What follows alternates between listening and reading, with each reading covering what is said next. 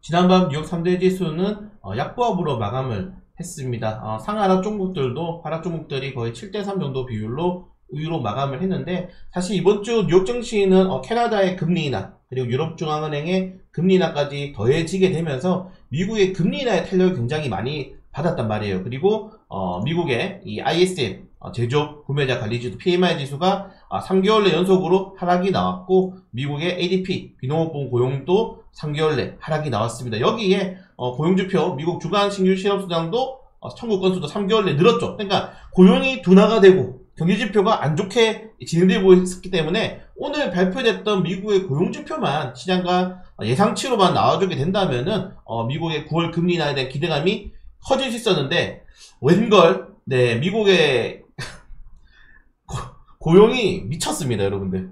예측치가 18만 명이었는데 27만 명이 고용이 되었어요. 엄청난 규모의 고용이 이루어지고 있는 거죠.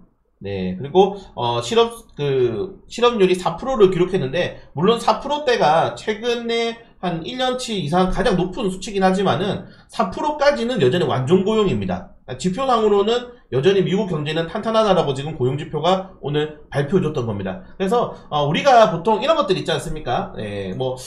호재나 악재가 나올 때 보통 악재가 나온 다음에 호재가 나오면 시장에 반등이 나오고, 호재가 나온 다음에 악재가 나오면은 시장에 떨어지는 그런 상황인데, 이때까지 금리 인하에 대한 기대감이 계속적으로 좋으면서 시장에 반등이 나왔다가 고용지표가 한번 이렇게 크게 흔들려 버리니까, 그리고 너무 크게 지금 너무 크게 나왔어요.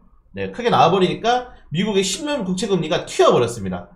지금 6거래일 동안 계속 하락했거든요. 10년 국채금리가 튀어버리면서 또다시 4.4%를 돌파해버렸어요. 이렇게 되면은 여러분들 다음 주에 재무부에서 10년물 국채금리 입찰이 또 있습니다. 근데 최근에 입찰이 잘 안돼. 입찰률이 저조해요, 최근에. 그래가지고 또 이렇게 되면은 입찰률도 저조하기 때문에 금리가 또 튀어버리는 상황이 올 수 있단 말입니다.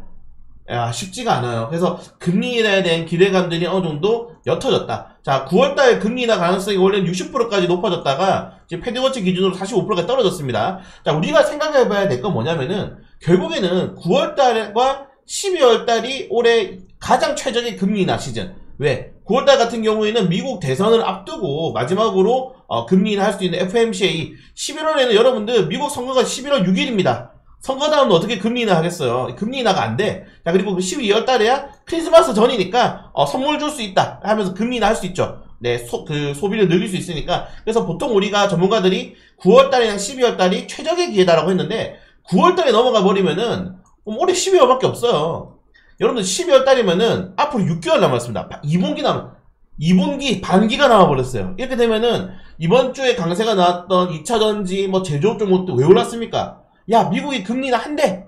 금리 인하에 대한 기대가 기조에 깔려버렸는데, 그게 만약에 또 뒤집어지면은 금요일로 올라갔던 2차전지라든가 제조업 종목들이 다 조정 나올 수 있는 겁니다. 굉장히 오늘 고용지표가 좀 시장을 흔들만한 그 정도의 좀 충격적인 고용지표가 나왔다고 좀 생각하시면 될 것 같고, 자, 그리고 또 시장의 변동성을 줄 수 있는 게 또 하나가 더 있죠. 자, 그리고 엔비디아가 이제 액면 분할을 함으로써 월요일부터 분할된 가격으로 진행이 되는데, 일단은 엔비디아가 왜 중요하냐면은 이번에 최태원 회장과 TSMC 회장이 만났고, 그리고 이재용 삼성전자 회장이 출장을 가면서 쟁스당 CEO랑 만날 가능성이 높습니다. 근데 만약에 엔비디아가 액면 분할 이후에 주가가 좀 크게 흔들린다던가 조정이 나와버리면 좀 시장에서는 반도체 업종들에 대한 단기적인 조정이 동반적으로 나올 수 있다는 점들. 그리고 쟁스당이 지금 엔비디아 주식 무려 1조 원 가량을 매도 한다고 지금 밝혔죠. 근데 요거는 여러분들 너무 걱정할 필요가 없는 게, 이게 쟁스당이 보유한 주식 1%밖에 안 됩니다.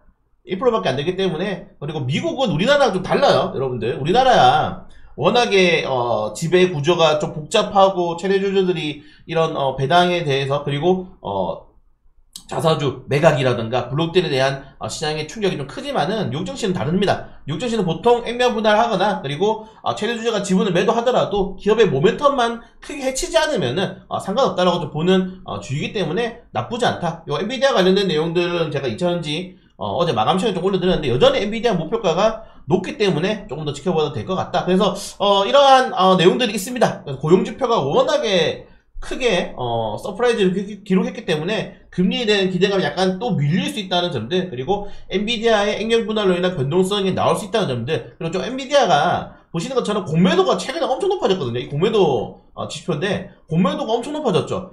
변동성이 좀 나올 수 있다는 점인데, 그래서 엔비디아를 포함한 월요일 다음 주 반도체 업종들의 변동성 충분히 좀 유의해 볼 필요가 있을 것 같다. 자, 그리고 이거 좀 말씀드리면서 같이 말씀드리고 싶은 게, 작년에 공매도 1위 종목이 테슬라였습니다. 근데 테슬라가 많이 줄었어요.